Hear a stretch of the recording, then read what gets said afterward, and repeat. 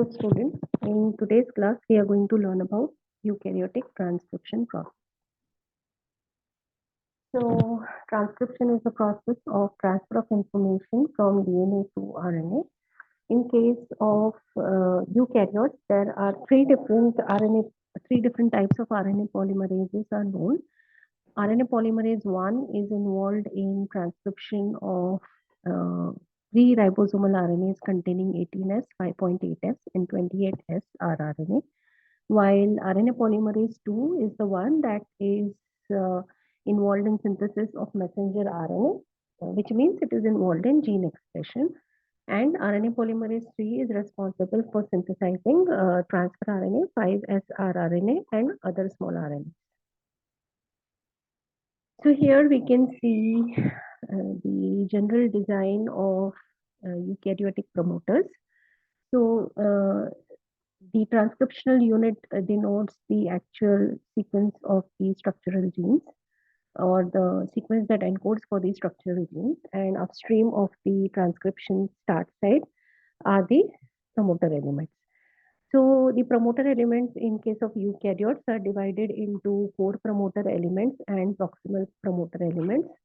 Core promoter elements in case of eukaryotes contain a Tata box positioned around -31 to -26 base pairs, and they are basically identical to the TAT at box that is present in case of prokaryotic promoters. Then upstream of the core promoter elements, we have proximal promoter elements that range from -200 to -70 base pairs in position. And we also have certain long range regulatory elements which are known as enhancers that can be as far as 1000 base pairs away from the transcription start site. So coming to the detailed structure of promoters. So the RNA polymerase 2 promoters, they contain a typical structure consisting of core and the proximal or the upstream promoter elements. The core promoter elements majorly consist of the Tata box and positioned at around -30 base pairs and the transcription start site. And then we have the proximal promoter elements that contains CAT box, CAAT sequence in some promoters. Other promoters contains GC sequences known as the GC box, while some type of promoters contain a combination of both types of sequences within the proximal promoter elements. Then coming to the promoters identified by RNA polymerase 1. So these promoters are not well conserved in sequence from one species to another species. However, the general structure of the promoters is well conserved and they consist of a core elements and the upstream promoter elements. Coming to the promoters used by RNA polymerase 3. So there are two different types of promoters. The classical promoters that are typically used by RNA polymerase 3.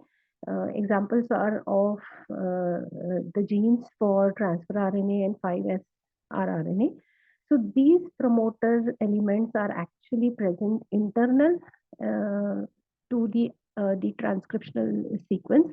So hence they are known as internal promoter elements. While the non-typical or the non-classical class 3 gene promoters include the promoters for the snRNAs, and these are similar to or identical to the promoters that are used by RNA polymerase 2, consisting of Tata box that forms the core promoter element, and then we also have the upstream promoter element that contains the distal sequence element and proximal sequence element. So enhancers, as we discussed previously, these are long range regulatory elements and they can be about 1,000 base pairs away from the transcription start site. Uh, in some cases, they can also be present within the transcriptional unit, and these enhancer elements can also function in both the orientations. So, as seen in the image here, so enhancers are basically sequences that are bound by regulatory proteins, which are known as activator proteins. Okay. So here, in case of eukaryotic transcription process, we often see DNA bending, which brings these activator proteins in close proximity to the transcriptional start site, even though on the DNA they are binding at enhancer sequences, which may be 1,000 base pairs away from the transcription start site. So we have basically these activator proteins can interact with other transcriptional factors as well as with RNA polymerase, and hence can enhance the rate of transcription by RNA polymerase. Coming to the enzyme RNA polymerase 2, it is a central enzyme in eukaryotic gene expression. Is made up of 12 different subunits, and the largest subunit of RNA polymerase 2 is known as RBP1 subunit, and it is homologous to the beta prime subunit of that is present in case of prokaryotic RNA polymerases, which is the catalytic subunit. The other subunits, that is RBP3 and RBP11, are homologous to the alpha subunits, which are involved in formation of completely active RNA polymerase enzyme. So the largest catalytic subunit, that is RBP1, has a long C-terminal tail, which consists of a repeat of consensus made up of 7 amino acid residues, which are represented here. And the activity of the RNA polymerase 2 enzyme basically depends on the phosphorylation status of these 7 amino acid residues. So if these amino acid residues are in a phosphorylated form, then the enzyme is active and is able to perform transcription. So here we have the diagrammatic representation of transcription initiation by RNA polymerase 2 in case of eukaryotes.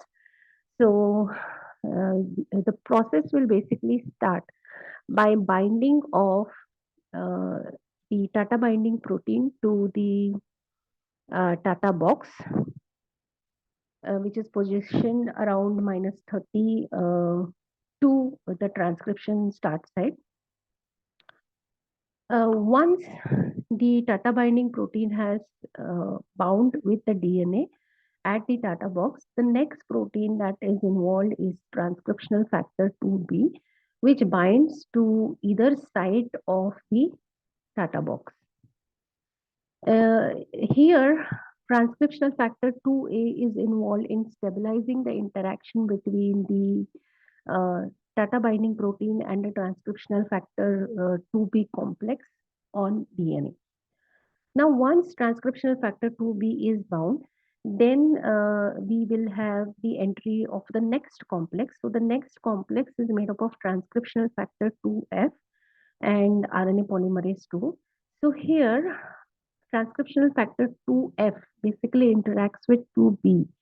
And in this way, it helps in recruitment of RNA polymerase 2 at the transcription start site. After entry of the transcriptional factor 2F polymerase 2 complex, the next complex that will enter is transcriptional factor 2E 2H complex. So here, again, transcriptional factor 2E will help in the recruitment of transcriptional factor 2H by interacting with the transcriptional factor 2B. So 2E interacts with 2B and thus helps in recruitment of transcriptional factor 2H. So till this stage, the DNA is present in a form which is known as a closed complex, because DNA is still in a double-stranded form, that is bonded form. Both the strands of DNA are bonded with each other. However, as soon as transcriptional factor 2H will bind, it also has an helicase activity.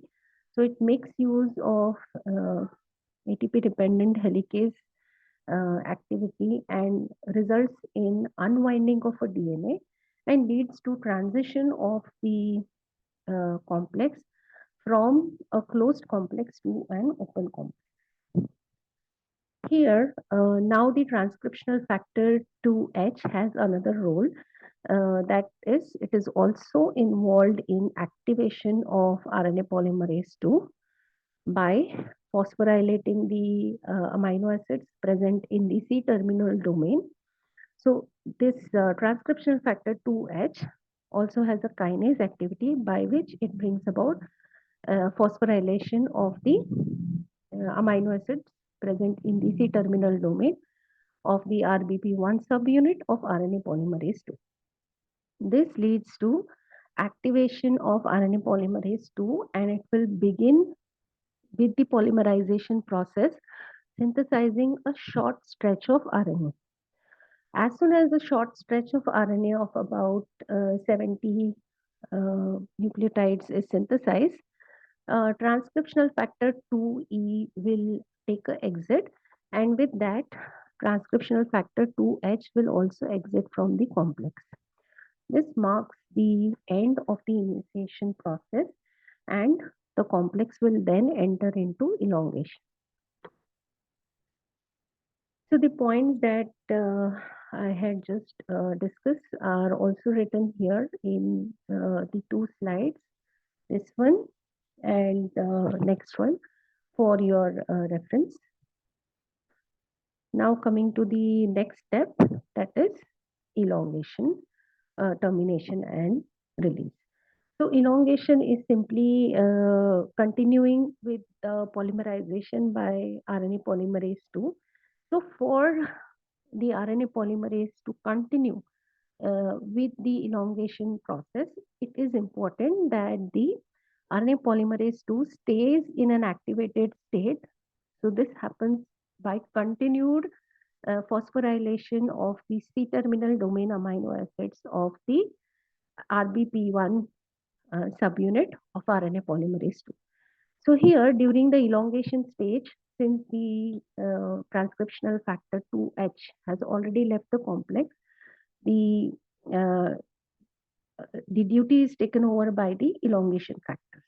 Okay, so three elongation factors are majorly involved in elongation stage of transcription by RNA polymerase 2. So these factors, they will increase the elongation rate of RNA polymerase 2, and they ensure that the RNA polymerase 2 does not pause during the transcription process. So transcriptional factor TEF-B is being identified to have a cycling dependent kinase activity, and it continues to phosphorylate the C-terminal domain of the large subunit of RNA polymerase 2, keeping the enzyme active, and it continues with the elongation process. Now coming to the termination stage. Now, in case of all the three different RNA polymerases, we have similar transcriptional factors that are involved, except for a few transcriptional factor RNA polymerases. Three different types of RNA polymerases have their own set of different transcriptional factors. So coming to termination by RNA polymerase 1, what has been identified is the locations where the transcription is to be terminated.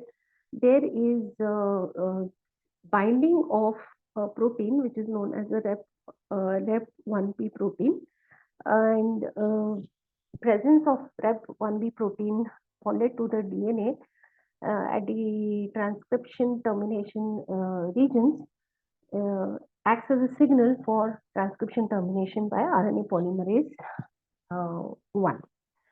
So this had been experimentally proven by an in vitro transcription reaction, in which what was done was the sequence that is bound by Reb1p protein was replaced by a lac repressor binding sequence, and an in vitro transcription reaction was carried out. Two sets of the reaction were used. So all the components that are required for in vitro transcription were added, including enzyme, building blocks, DNA, and everything. And except one difference, in one tube, we also added. They also added the lactose repressor protein, and in the second set, the lactose repressor protein was not added.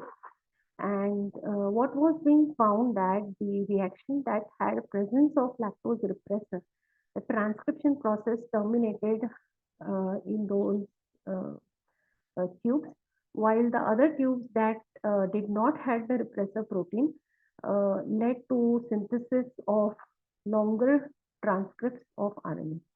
So this conclusively suggested that there is some protein binding sequence present, and specific protein is basically creating a structural hindrance to RNA polymerase 1 by binding to these sequences, and this leads to termination by RNA polymerase 1.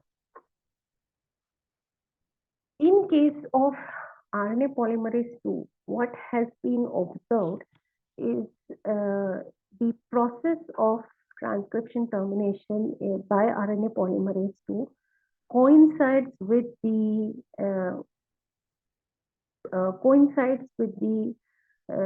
3' end maturation reaction that takes place in case of messenger RNA molecule. So for the processing of the 3' end of messenger RNA molecule, different proteins or enzymes bind towards the 3' end of messenger RNA molecule. And it is being thought that this binding of the protein complexes generates a force that basically decreases the RNA DNA hybrid stability, leading to transcription termination in case of RNA polymerase 2. Coming to transcription termination by RNA polymerase 3. So not much details are known about it. However, RNA polymerase 2 terminates in a run of about 4 to 5 thymine residues on the non-template strand that is surrounded by GC-rich sequence on DNA. So that's it about eukaryotic transcription process.